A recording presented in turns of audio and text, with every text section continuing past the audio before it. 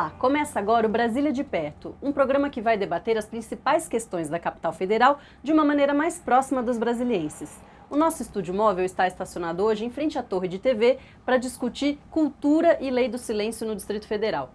O secretário de Turismo está aqui com a gente hoje, Jaime Recena. Ele também foi presidente da Associação de Bares e Restaurantes do Distrito Federal e toca vários projetos culturais na cidade. Também está aqui com a gente a integrante do movimento Quem Desligou o Som, Gabriela Tunes. Obrigada pela presença, secretário. Gabriela. Também convidamos o secretário de Cultura, que não pôde comparecer. E nós começamos tratando de um tema que bombou nas redes sociais nos últimos dias. Organizado pelo movimento Quem Desligou o Som, o vídeo Esdras e as Perguntas que Não Querem Calar teve grande repercussão, não só na classe artística, como também fora dela. O autor do vídeo, Esdras Nogueira, questiona a lei do silêncio em vigor desde 2008, que determina 55, o limite de decibéis nos ambientes externos durante a noite. Estou falando baixinho só porque a gente já passou do limite de decibéis permitido pela lei. Eu não quero causar nenhum problema nenhum de vocês aqui, né? O Esdras participa do nosso programa hoje com uma pergunta para o secretário. Vamos conferir? Quais são as medidas que estão sendo tomadas com relação aos decibéis, por exemplo? A discussão, os decibéis são impossíveis de serem aplicados à medida. E outra questão é sobre o fato da lei ser aplicada a partir de denúncias anônimas e não ter uma fiscalização geral em torno de todos os lugares, a questão dos volumes, da quantidade de decibéis, como é que vocês pretendem modificar isso? Porque eu acho que uma coisa já está clara é que a lei não é aplicável, né? É uma lei falha, e como é que a gente vai resolver essa questão?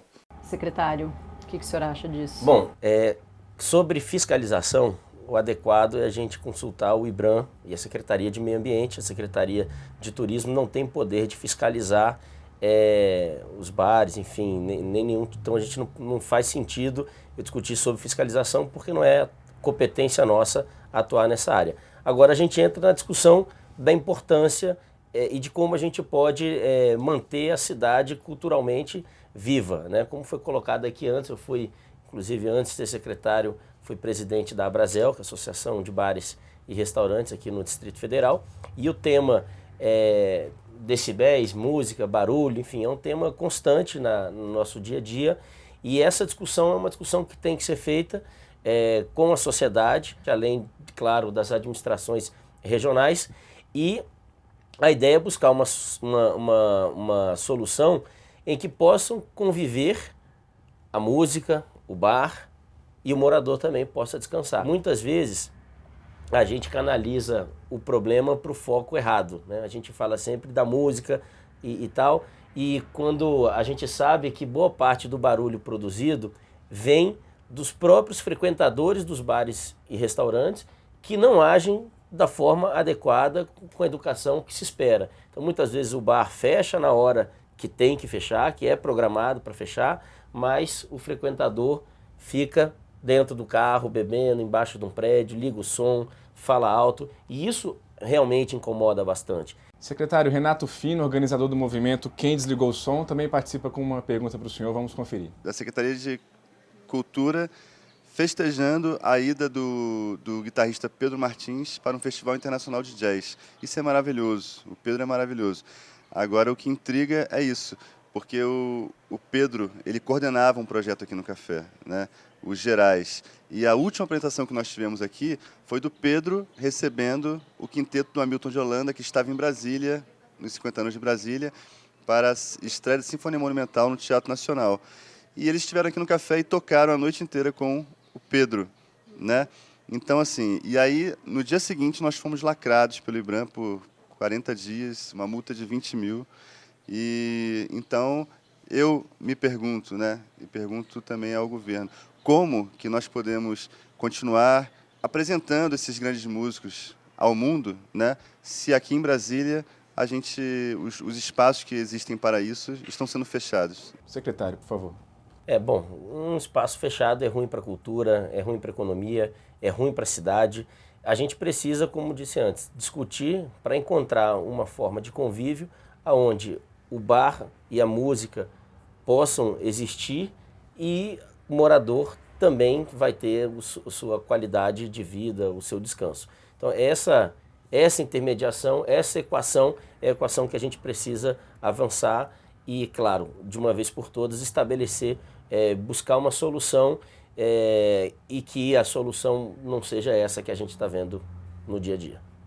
No início deste mês, a equipe da TV Fato estava fazendo uma outra reportagem lá no Bar Balaio, na Asa Norte, no exato momento em que o estabelecimento foi lacrado pelo IBRAM.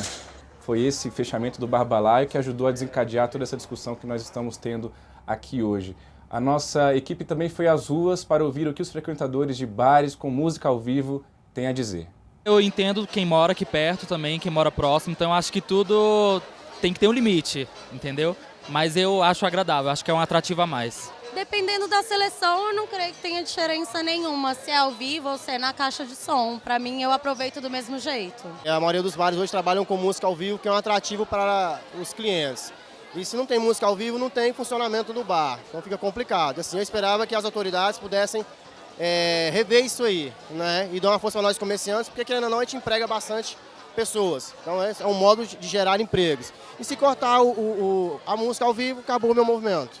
O IBRAM, órgão que fiscaliza e aplica a lei do silêncio, recebeu apenas neste ano 388 reclamações, a maioria no plano piloto. Nós vamos ouvir agora a história de um músico aqui da capital que não consegue dormir nem ver TV em casa por causa do barulho.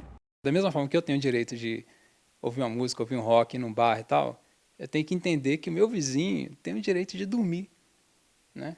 Então o cara está 1h da manhã, ele tem que ter esse direito de dormir, porque isso é uma necessidade fisiológica. O que eu faço normalmente é todas as janelas fechadas e no meu quarto e no escritório eu comprei janela com isolamento acústico mesmo, para diminuir um pouco o problema. Então, resultado disso, tem 3 aparelhos de ar-condicionado na casa, toda noite eu tenho que fechar todos os quartos, fechar o meu quarto, vedar tudo e ligar o ar-condicionado e a conta de luz vai lá para as alturas, né? Você tem uma série de bares que tem uma série de bônus, eles estão ali, estão atendendo os clientes até 2h da manhã, sem problema nenhum, e você tem uma série de vizinhos aqui que estão colhendo todo o ônus da atividade que eles exercem. Eu uso um medidor amador, né? E eu já medi aqui em casa, no sábado à noite, 1h da manhã, um nível de ruído de 50 decibéis. Isso não é permitido nem para a zona industrial. Para tentar resolver a polêmica, o deputado distrital Ricardo Vale apresentou um projeto de lei que eleva o limite dos decibéis para 70 em período noturno e 75 em período diurno.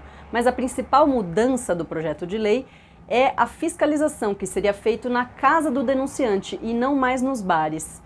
Gabriela, por que essa mudança é tão importante para o movimento? Essa questão de medir dentro da casa do reclamante vai evitar uma série de distorções e de usos indevidos da lei do silêncio que a gente observa que acontece. Por exemplo, no caso do comerciante que tem um comércio que é muito próspero, fica num lugar muito bom, a gente sabe que tem outros comerciantes interessados no ponto que começam a usar a lei do silêncio e fazer reclamações por barulho, porque ele sabe que vem uma multa alta, porque ele sabe que aí aquele dono do ponto vai precisar de dinheiro e ele começa a oferecer para comprar o ponto. Secretário, e não raramente discussões envolvendo som alto viram até caso de polícia, né? O senhor acredita que mesmo aumentando o limite de decibéis, vai ser preciso haver uma campanha de conscientização séria em torno da lei? Sem essa campanha de conscientização, o senhor acredita que é possível essa lei exercer um efeito prático?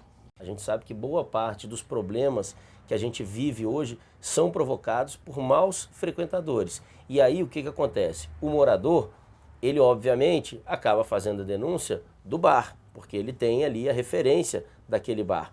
E ele não sabe quem é o morador, ou o frequentador que está ali embaixo do prédio dele, fazendo necessidades no meio da rua, ou ligando o som alto até a madrugada. Enfim, eu acho que esse envolvimento de educar melhor o frequentador entender que na hora que o bar fecha, que é a hora determinada pela lei, ele tem que entrar no carro dele, ele tem que pegar o táxi e ir embora para casa e não ficar incomodando a vizinhança que quer descansar. Vale lembrar que a cena artística de Brasília começou ali no início da década de 70 com um projeto cultural chamado Cabeças, do qual fez parte personalidades como Cássia Eller.